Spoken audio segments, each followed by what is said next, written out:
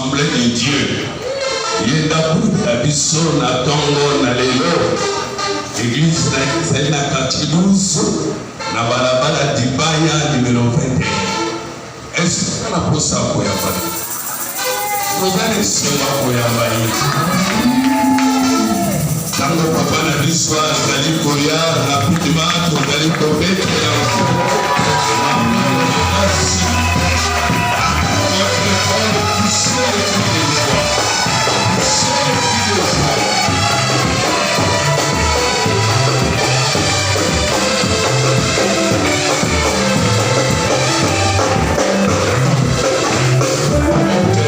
Merci, papa Narama.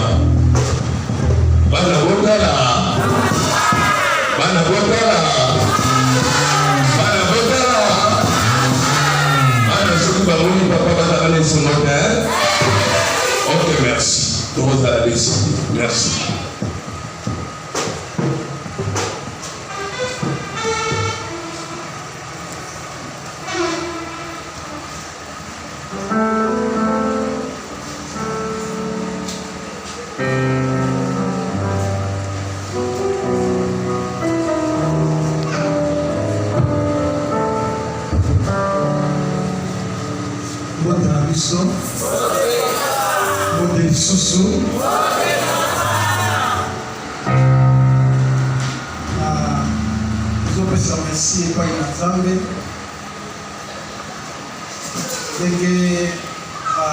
Occasion,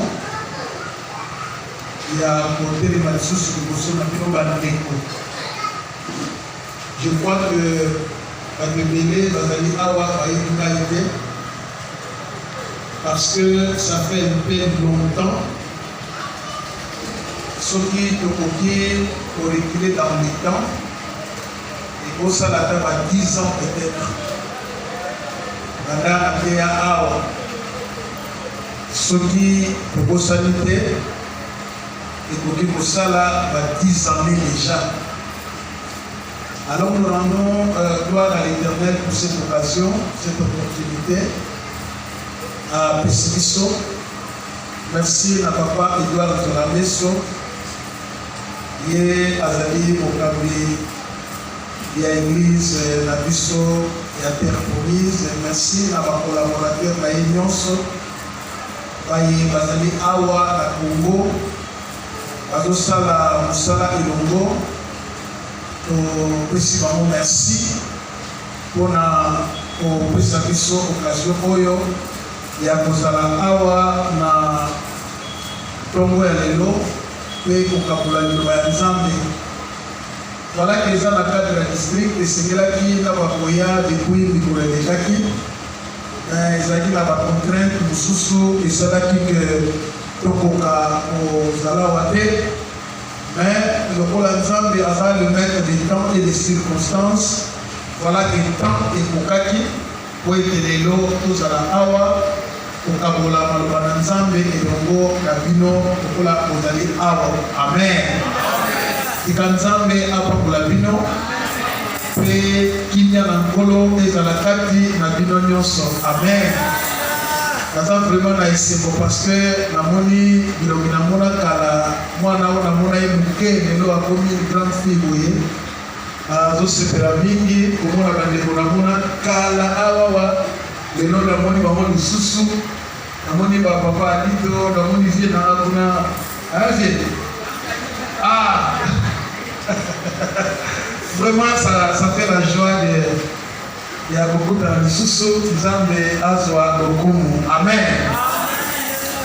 Bon voilà, avant que tokoka kovanda tozokaba na Bible tozotanga Éphésiens chapitre 5 verset 18 verset 19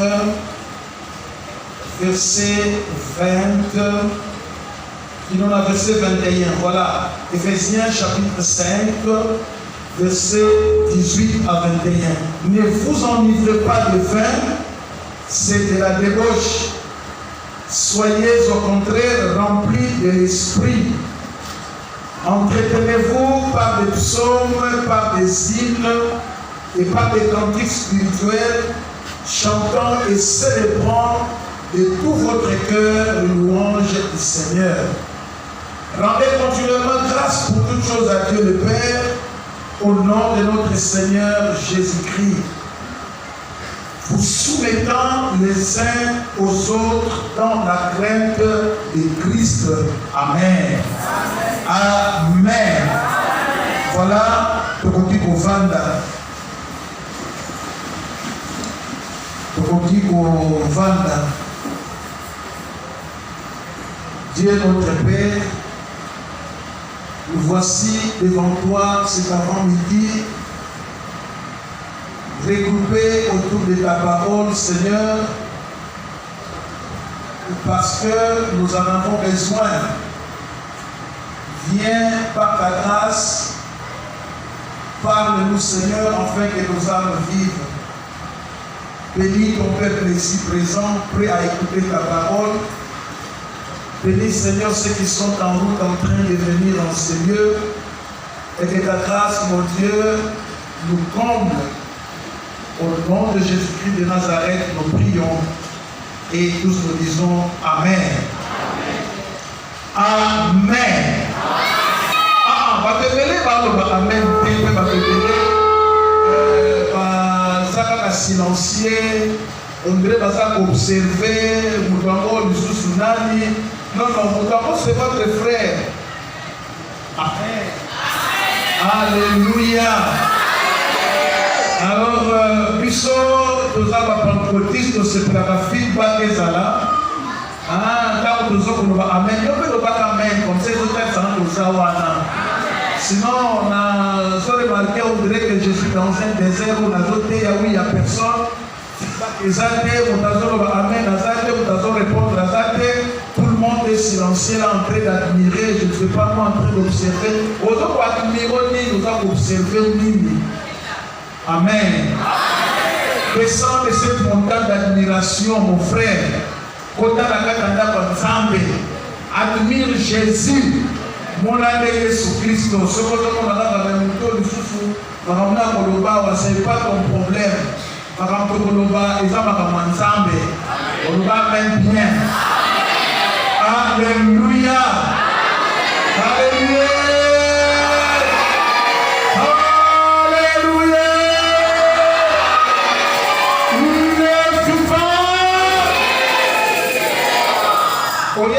Au début, à l'Assemblée de Dieu, c'est parce qu'au début de l'église, il y a eu des bruits. Ce qui n'a pas de maternité, parce que le jour à Pentecôte, les amis, au quitté à Molimo Santo, il y a l'église. Au moment où il y a maternité, ce qui m'a dit, moi, moi, la zone est la tête. Maternité les amis. Amen. Alléluia. Et pour inquiéter même à Miranda, parce qu'on comprend mais qu'est-ce qui se passe? Au problème, moi, je au début de l'église, il y a eu un grand bruit. Alors, ce qui veut dire matériel de Awa, tout ça dans les ponts, parce que tout ça va pour la matériel. Et surtout, ce qui vous a revêtu la puissance ensemble, tout ça va trouver la kimité, tout va trouver la matériel. Là, nous sommes pas tout le monde.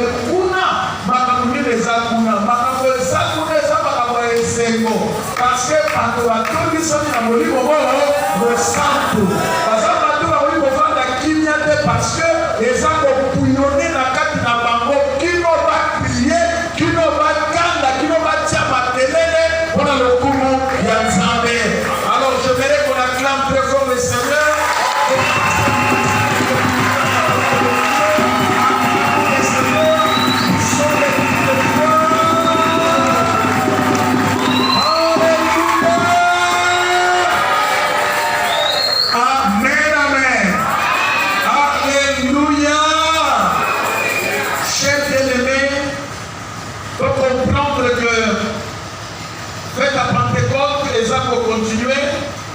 Et le message d'Abisso est cadré sur la Pentecôte.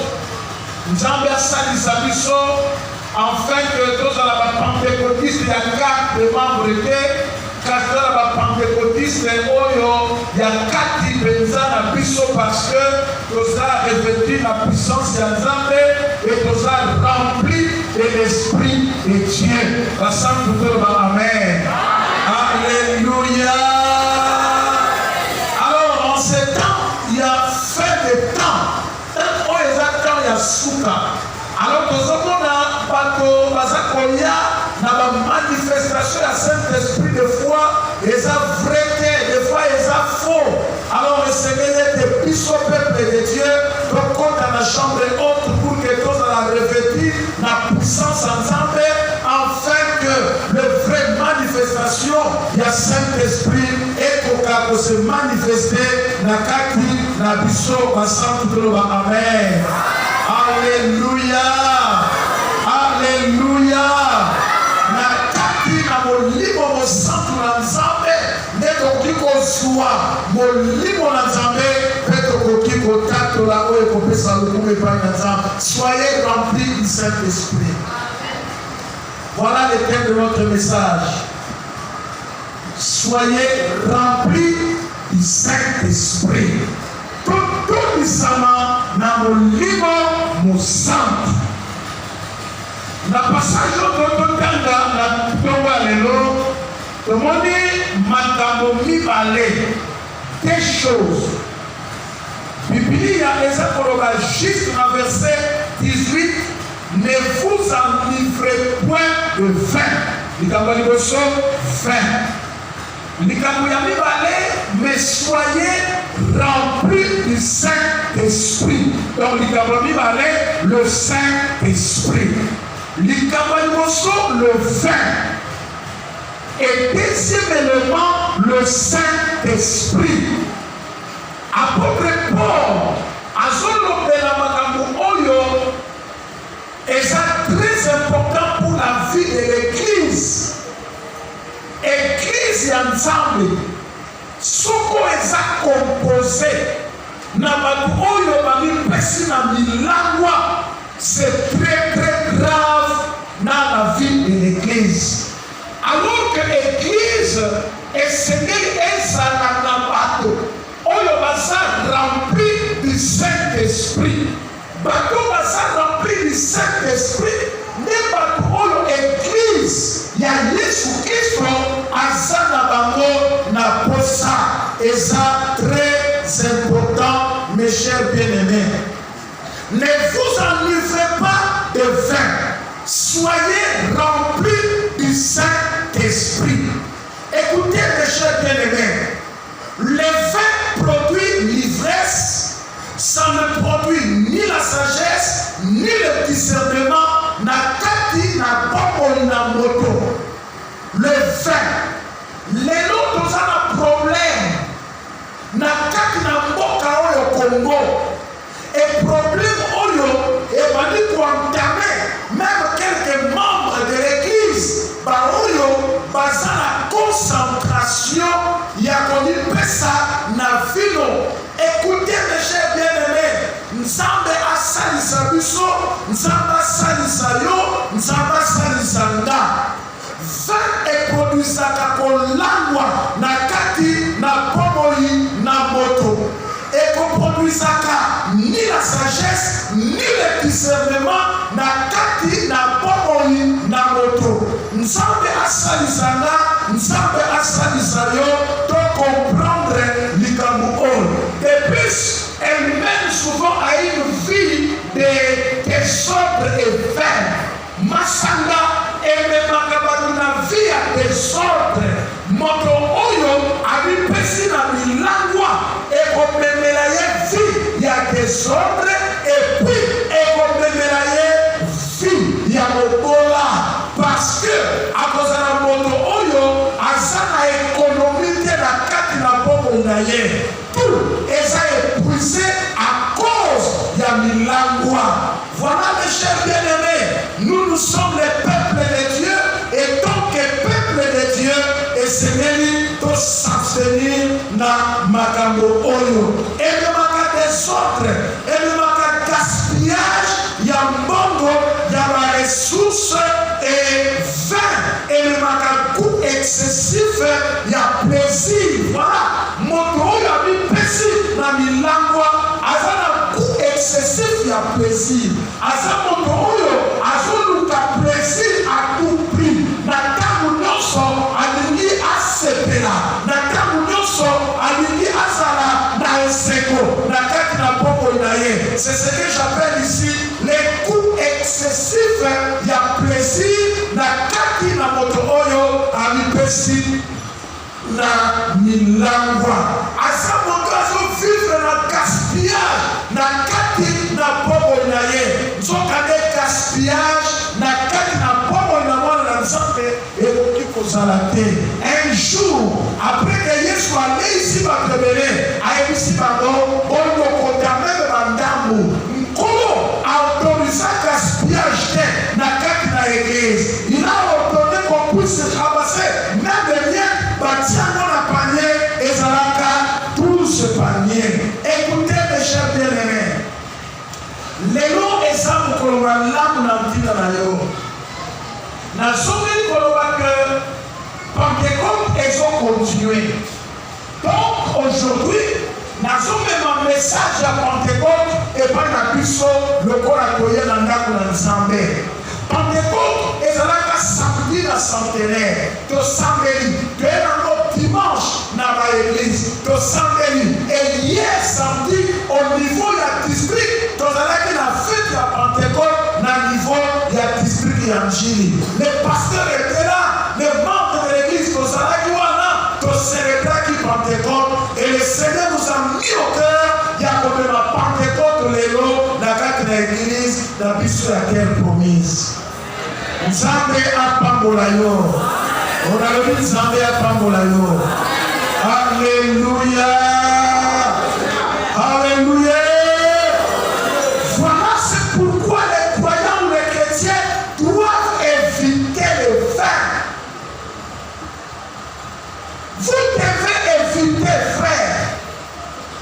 Voilà c'est pourquoi nous ensemble de Sodoma ne vous livrez pas de faim. Et même à la débauche, et même à la kinduma, masanga et même à la sagesse d'elle. Masanga, balina qui niveau de l'ensemble, et même à la discernement d'elle, n'a qu'à une moto oyo à l'amboué. Est-ce que moto à l'amboué commence à un discernement? Alors que le discernement ne vient que de l'Esprit de Dieu. Et ça tombe du Saint-Esprit. On le dit dans Sodoma. Les dons, il y a discernement des esprits. Alors, Motoyo, à sa plein de vin, à côté jamais. Alors, jamais, mes chers bien-aimés, qu'on s'en a la sagesse, jamais qu'on s'en a l'esprit, il y a discernement, n'a qu'à dire la bombe naïe. Kaka désordre, n'est qu'au monana, gaspillage, n'est qu'au monana, n'a qu'à dire la bombe naïe. Coup excessif, il y a plaisir. Mais comme on a la capine à Pomonaye et coup excessif, il y a plaisir. Et même un gaspillage à Pomonaye. Ils ne feront que gaspiller de l'argent. Kotakola na makamoyo et ça normalité.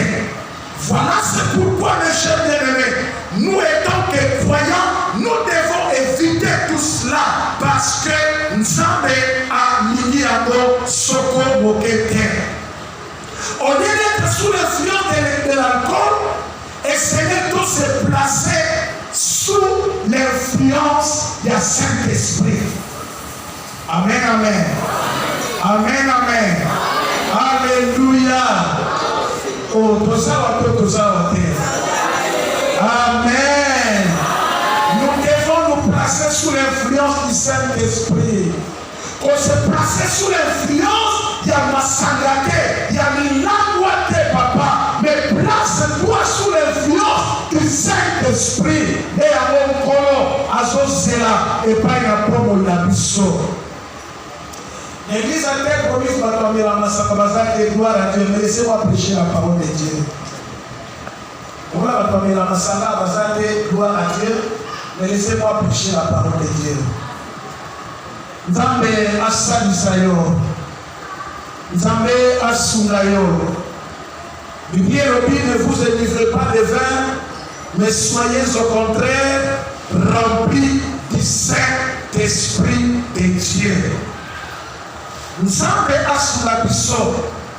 Nzambe asalisa biso. Le fait, mes chers amis, produit un sentiment de bien-être passager. Voilà. La plénitude de l'esprit produit une joie durable. Voilà. C'est très important. Oyeba likambo oyo. Ezana bato, baoyo, peut-être bazana ba problème. Balobi tika na mela, wete na bosana, lukuta, parce que na tamukaka masanga, ezosila problème wana, ezako persister na kati na bomoi na yo. C'est pourquoi ezako produit sentiment ya bien-être, mais vous avez un sentiment passager. Ce n'est pas pour assez longtemps, mais c'est pour un temps, parce que yango ekoleka pe kosila. Nsokane, mes chers bien-aimés, la plénitude de l'esprit produit une joie durable. Moto asa rempli du Saint-Esprit, asa na joie, ou asa durable, na kati na bobo inaye. Une joie durable. Voilà papa, asa na besoin, ya esengo oyo, eko rumela, libera na libera. Tu n'as pas besoin d'une joie passagère, mais tu as besoin d'un esengo oyo, esa durable, na kati na bobo inayo. Esengo esa durable, esa esengo, oyo molimo na Nzambe akomunikaka kati na ba oyo bandimi Nzambe, kati na ba oyo baza rempli du Saint-Esprit, basantu baloba amen. Alléluia. Ne vous enivrez pas de vin,